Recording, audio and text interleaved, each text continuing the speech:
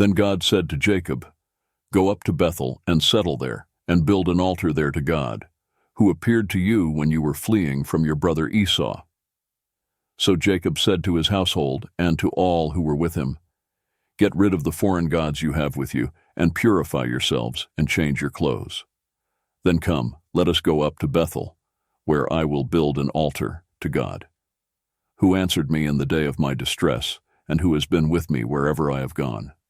So they gave Jacob all the foreign gods they had, and the rings in their ears, and Jacob buried them under the oak at Shechem. Then they set out, and the terror of God fell on the towns all around them, so that no one pursued them.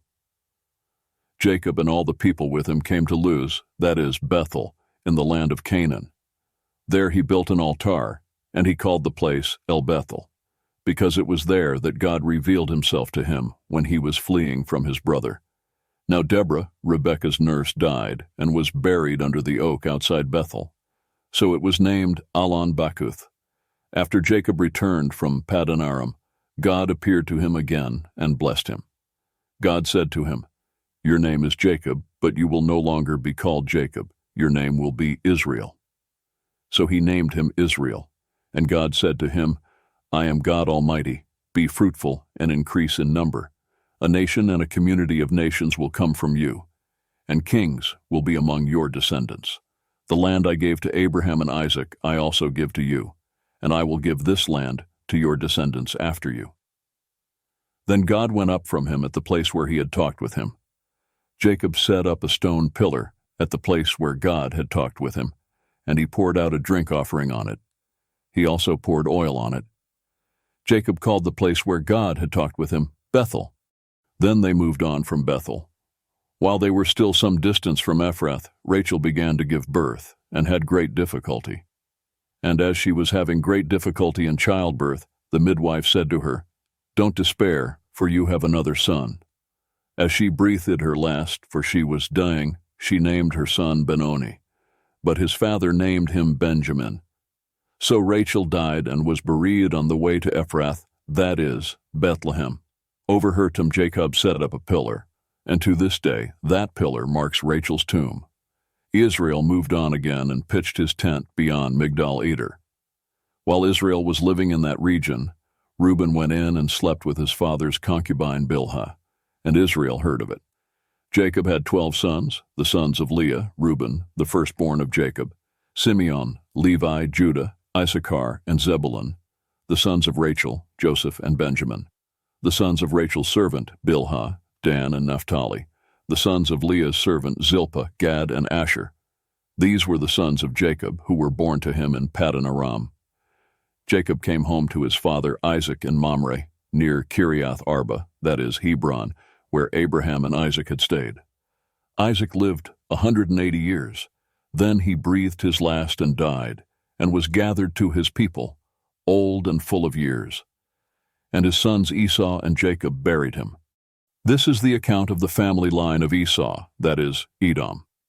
Esau took his wives from the women of Canaan, Adah daughter of Elon the Hittite, and Oholibamah daughter of Anah, and granddaughter of Zibeon the Hivite, also Basemath daughter of Ishmael, and sister of Nebaioth.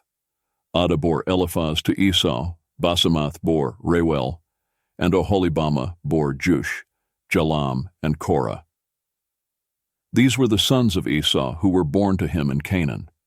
Esau took his wives and sons and daughters, and all the members of his household, as well as his livestock and all his other animals, and all the goods he had acquired in Canaan, and moved to a land some distance from his brother Jacob.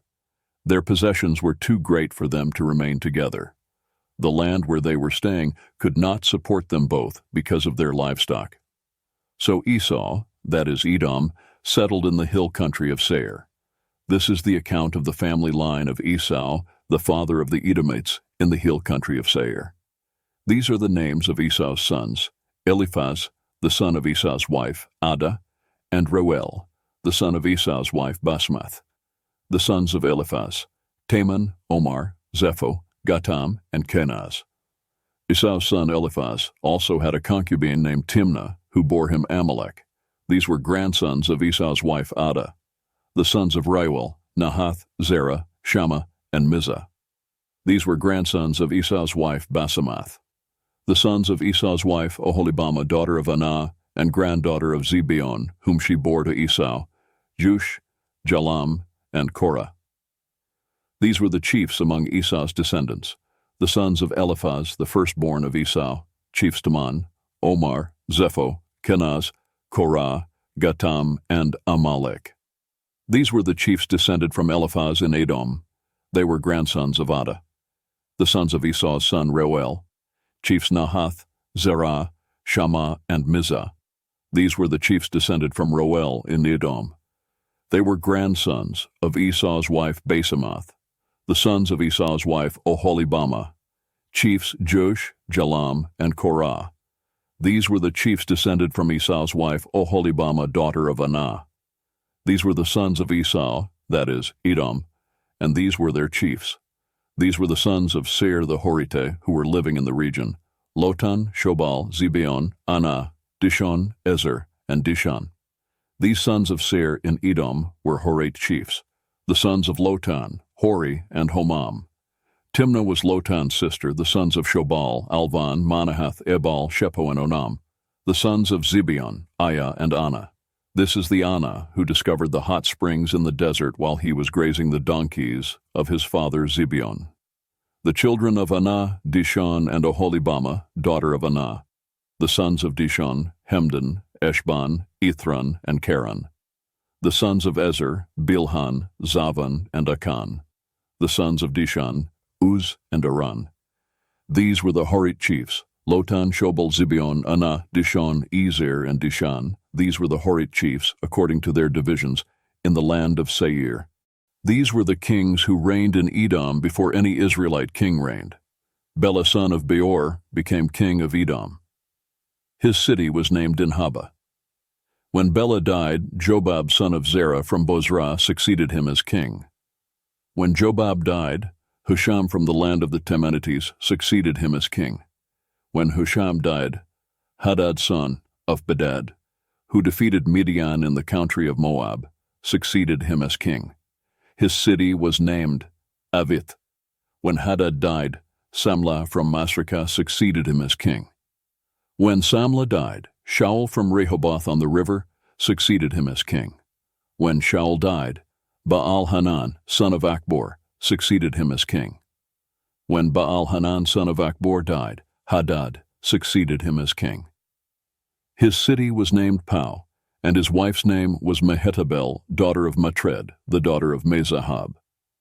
These were the chiefs descended from Esau, by name, according to their clans and regions: Timnah, Alva, Jetheth, Oholibamah, Elah, Pinon, Kenaz, Teman, Mibzar, Magdiel, and Iram. These were the chiefs of Edom, according to their settlements in the land they occupied.